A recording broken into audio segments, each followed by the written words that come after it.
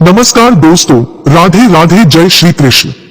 इन 3 स्थानों पर बेटी का विवाह नहीं करना चाहिए। मित्रों, आज मैं आपके लिए बहुत ही काम की जानकारी लेकर आई हूं। बस आपसे निवेदन है कि वीडियो के अंत तक बने रहे। मित्रों, 3 स्थानों पर बेटी का विवाह नहीं करना चाहिए। वे 3 स्थान कौन कौन से हैं? हर माता पिता चाहते हैं कि उसकी बेटी अच्छे घर परिवार में जाए और सुखी जीवन व्यतीत करे। माँ बाप अपनी बेटी के लिए एक अच्छे घरवर की खोज करते हैं और सुखी संपन्न घर में बेटी का विवाह करके बड़े प्रसन्न होते हैं कि चलो, बेटी के ही अधिक चिंता थी क्योंकि उसे पराये घर जाना था। बेटी अच्छे घर में पहुंच गई है, अब हमारी सारी चिंताएं दूर हो गई। बेचारा पिता कर भी क्या सकता है, अपनी बेटी के लिए न्याय मांगते मांगते कोर्ट कचहरी के जीवन भर चक्कर काटता रहता है। कई बार न्याय हो भी जाता है और कई बार न्याय नहीं मिल पाता है। आखिर मन मारकर बैठने के अतिरिक्त उसके पास कोई विकल्प नहीं रहता। बेटी भी चली गई और कोर्ट कचहरी के चक्कर भी लगाते हैं। बेटी जीवित थी तो उसकी खुशियों के लिए दौड़ता रहा और बेटी मर गई है तो उसके न्याय के लिए दौड़ रहा है। दौड़ते दौड़ते बाल पक गए, शरीर पर झुर्रियां पड़ गई और एक दिन सांसें थम जाएंगी। सब कुछ खत्म हो जाएगा। इतना संघर्ष भरा है एक पिता का जीवन, इसलिए ध्यान रहे एक बेटी के पिता की इस कथा को समझकर चलना। बेटियां तो विधाता ने आपको भी दी होगी। अपनी बेटी से ही अनुमान लगा लेना कि दूसरे की बेटी के माता पिता का क्या हाल होगा। हर बेटी के माँ बाप को आज मैं एक महत्वपूर्ण संदेश दे रही हूँ जो आपके लिए, आपकी बेटी के लिए हित भरा हो सकता है। आइए इस कहानी के माध्यम से समझते हैं कि बेटी का किन किन स्थानों पर ब्याह नहीं करना चाहिए।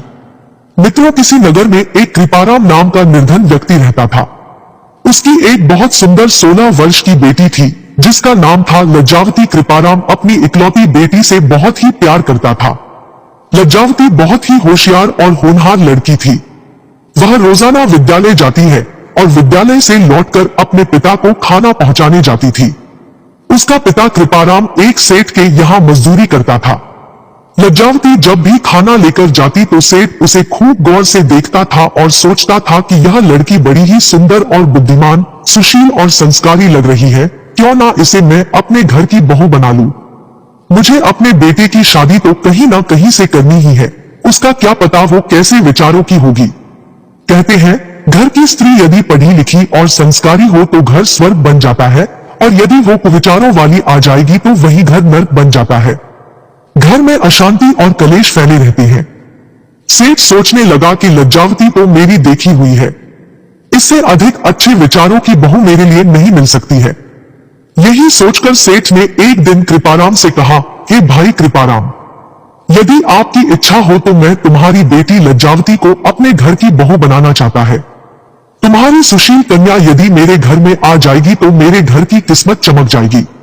सेठ की बात सुनकर पहले तो कुछ आश्चर्य हुआ कि लगता है सेठ मुझसे मजाक कर रहा है, पर जब उसने देखा कि वास्तविक से मेरी बेटी को अपने घर की बहू बनाना चाहता है तो वह हाथ जोड़कर खड़ा हो गया और कहने लगा, हे सेठ जी, मेरी बात का बुरा मत मानना। यदि मेरी बेटी तुम्हारे घर की बहू बन जाएगी तो इससे अच्छी मेरे लिए कोई बात नहीं होगी, परंतु मैं ये कहना चाहता हूं कि क्या तुम्हारा और मेरा कोई मेल है? आप एक धनी सेठ है और मैं कहा आपका नौकर। हमारे तुम्हारे बीच में भारी असमानता है। विद्वान लोग कहते हैं, अच्छी मित्रता और विवाह संबंध बराबर वालों में ही शोभा देते हैं।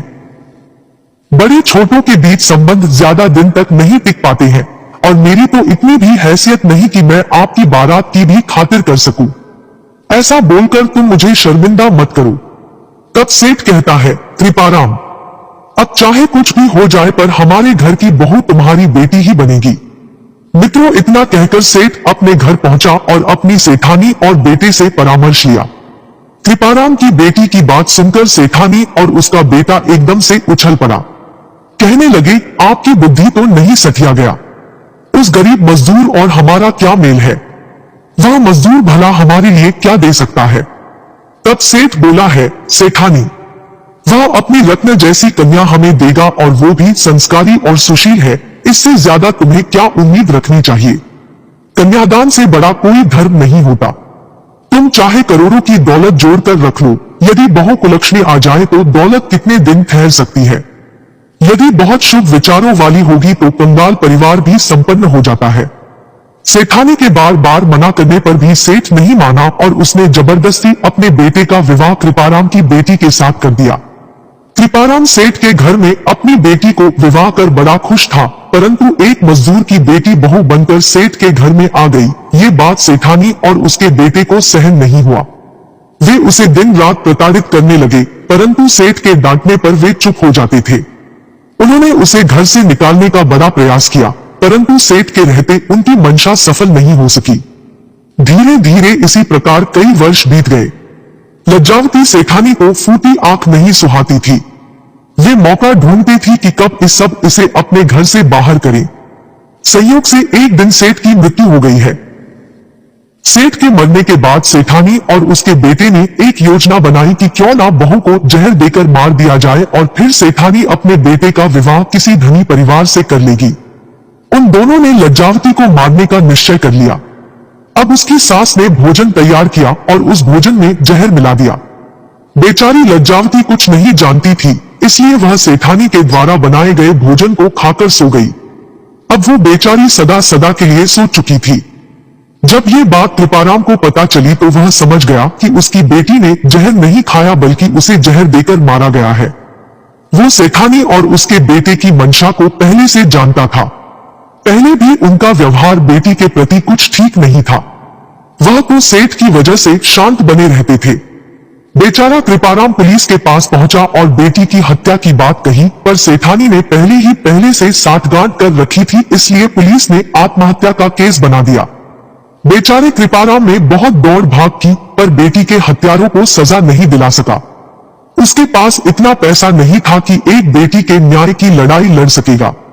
पर क्या करता, हारकर मजबूर होकर घर बैठ गया। उसकी बेटी के हत्यारे आज भी खुले घूम रहे थे।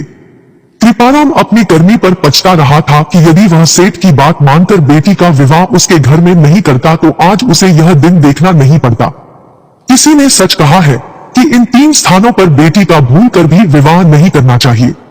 नंबर 1, जहां दोनों पक्षों के बीच भारी असमानता हो। कन्या का पिता बहुत निर्धन हो और लड़का वाला अत्यंत धनी हो। नंबर 2, जो धन के अत्यंत हो। जो लोग भी पैसों के लिए कुछ भी करने को तैयार हो, पैसों के लिए वे अपना मान सम्मान भी बेचने को तैयार हो, ऐसे घरों में बेटी का विवाह नहीं करना चाहिए। नंबर 3, जो परिवार संस्कारों से रहित हो। ऐसे परिवारों में धन धान्य से संपन्न होने पर भी बेटी का विवाह नहीं करना चाहिए।